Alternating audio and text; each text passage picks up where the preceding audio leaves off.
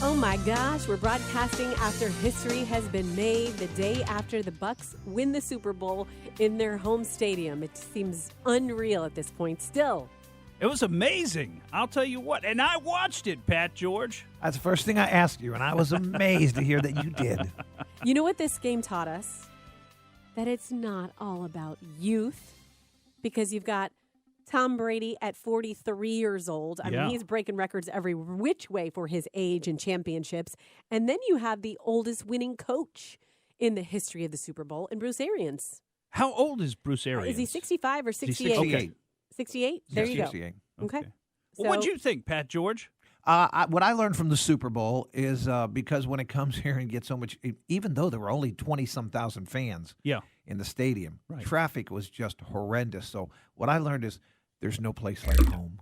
There's just no place like home. And that's what I did. I stayed as close as I could.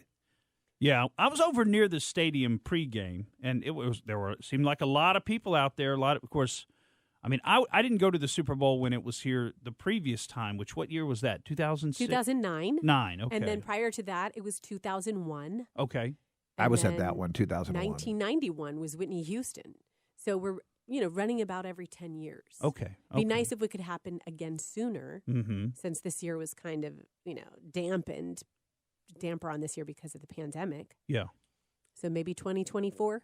Well, they like the southern cities for this time of year to have the Super Bowl. I mean, what a beautiful day yesterday it was for the game. And it was a nice day.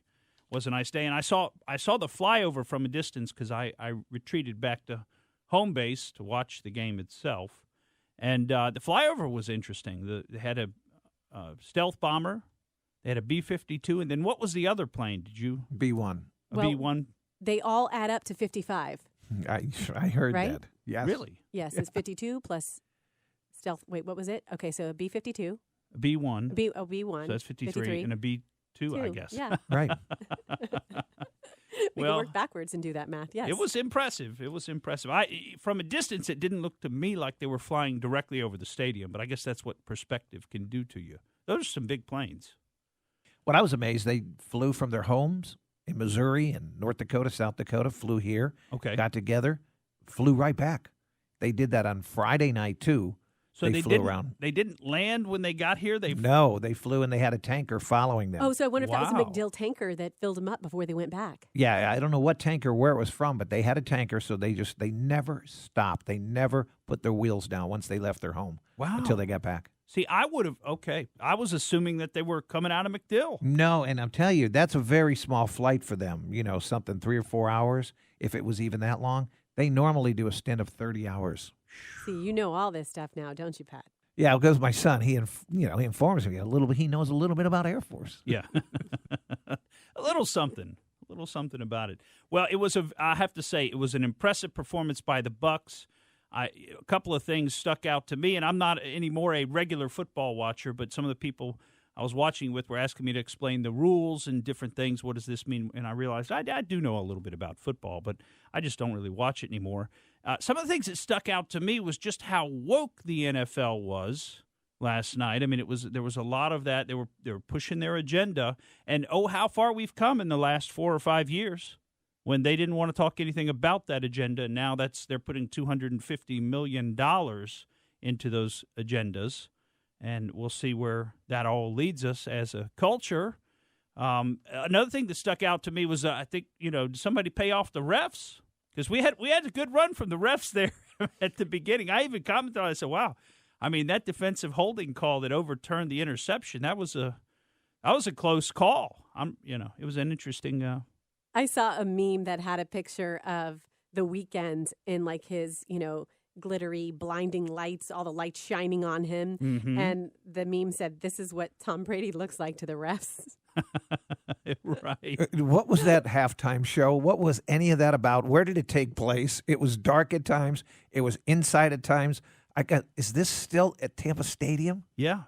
Yeah, some people I was watching with were saying, was this outside? Was this inside? It was, he did a good job at confusing you. I think he wanted it to be, I thought he said ahead of time, he wanted it to be very cinematic, like part of a movie. But, yeah, when he went inside and there was all the bright lights inside, the gold and the or the brass and the bright lights. It was an interesting show. It was an interesting show. I wasn't sure what a lot of it, was meaning. I mean, we had some strange robot-looking creatures at one point. Let me show you what I did during halftime, and I didn't mean to do this. Uh-oh. Took a little nap, huh? Little mid-game nap. You're a music guy. You like the Weeknd's music. For most people over the age of like 40-ish, I could say, okay, I know why you're not as familiar with this artist and the backstory with the masks and everything. But for you, I didn't mind the music. I just didn't know what was going on. It looked like it was in a fun house and they were running into each other. There you go. It did look like a fun house. What was the backstory with the masks? He did something. Part of his promotion was this theatric thing where he's in a car accident. He gets all this facial plastic surgery. So he's one of these. Sometimes he'll go on the talk shows and be in sort of this character. Yeah. And so those were representative. They were pulled from this video theatric thing that he's doing where he's in a car accident.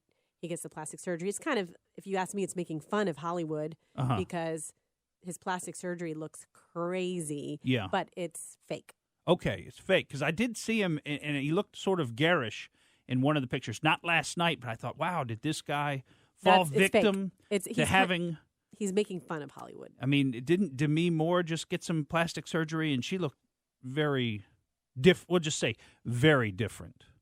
A little too much trimming and pulling and.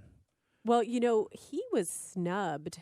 We talk about actors and celebrities who kowtow to their industry and think and act a certain way politically.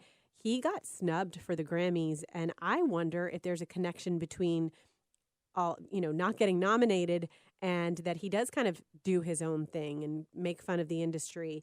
And I believe he was asked about social justice and what he's going to be doing during the halftime show, and is it going to pay tribute to social justice? And his answer was kind of like, well, that's not my job, or I'll have to find it. I'm paraphrasing. But his answer was like, well, I'm here to entertain or something like that. Oh, I like him already. Yeah, I'll look that up. Like I said, I like one of his songs. I forget which one it is, but there's one that I like. How about the national anthem? How did you like that? Nice. Which of the versions? We had like three. Anyway.